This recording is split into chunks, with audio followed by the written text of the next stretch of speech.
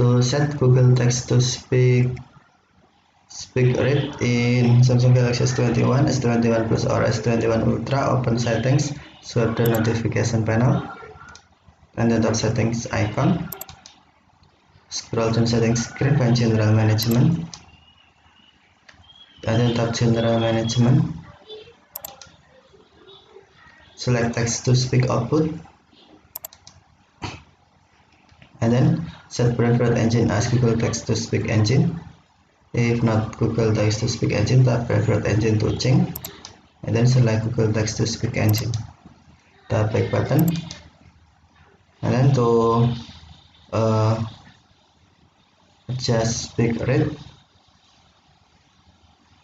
swipe speak rate adjustment bar to the left, to the right to fast, or to the left to slow.